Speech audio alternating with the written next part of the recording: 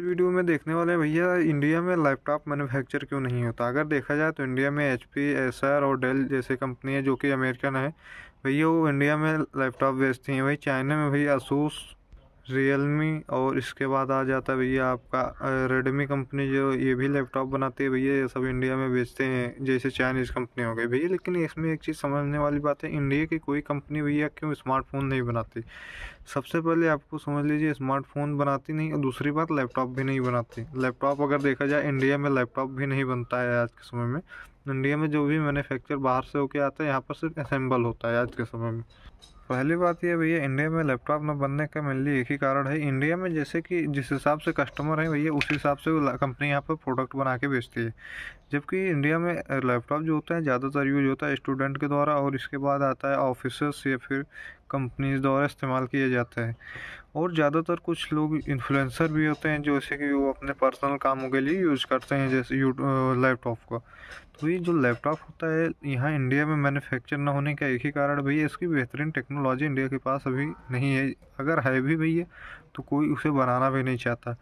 Reason क्या है भैया, उसका प्रोडक्ट जो है सभी इंडिया में अवेलेबल नहीं है, उसे बाहर से इंपोर्ट करा के लाना पड़ता है भैया, जिससे कॉस्ट डबल हो जाती है। जिससे ज़्यादा कॉस्ट होने के कारण भैया कौन लैपटॉप आपको ख़रीदेगा, जब same product, same price, same function के कारण भैया अगर दूसरा कोई लैपटॉप अगर 20,000 में मिल रहा है भैया, तो वो 20,000 खरीदा, इसका 22, 23 या 25,000 का लैपटॉप क्यों खरीदेगा। तो भैया बात यहाँ पर ये आ जाता है। लेकिन लैपटॉप में यूज होने वाला एक ही सबसे अहम पार्ट होता है, वो है सेमीकंडक्टर। सेमीकंडक्टर तो पहले इंडिया में नहीं था, जिससे कि लगता था लैपटॉप बहुत महंगा मिलता है। लेकिन भैया आज जिसमें हम देखा जाए तो इंडिया में सेमीकंडक्टर भी मैन्युफैक्चर होने लगा है।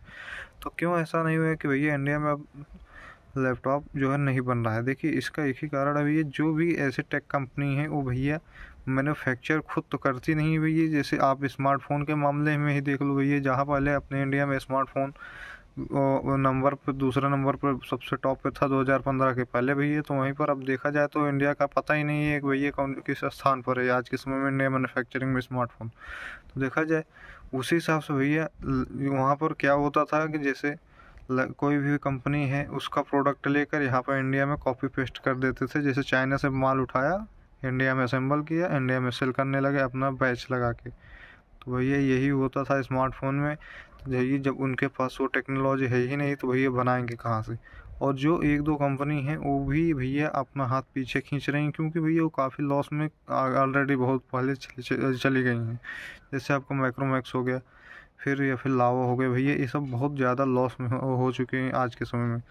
क्योंकि भैया इनके प्रोडक्ट कोई ख़रीद नहीं रहा है, क्योंकि इनसे बेहतरीन टेक्नोलॉजी, बेहतरीन क्वालिटी का प्रोडक्ट दूसरे किसी आदमी के पास आ रहा है। तीसरी बात, इंडिया में आज के समय में देखा जाए तो भैया कोई भी प्रोडक्ट का बेहतरीन एडवर्टाइजिंग नहीं करता भैया। जैसे अगर देखा जाए चाइनीज़ कंपनियां, अगर वो उसमें उनका स्मार्टफोन को खोल के देखा जाए, उनके स्मार्टफोन का मैन्युफैक्चरिंग कॉस्ट ज़्यादा से ज़्यादा 10,000 अगर हो रहा है, तो भैया उनका प्रोडक्ट बिकता है इंडिया में 35 से 40,000 का है। अगर देखा जाए मैन्युफैक्चरिंग कॉस्ट 5,000 है भैया, तो वो बेचती हैं भैया 15 से 20,000 तक, 4 गुना तक मार्जिन।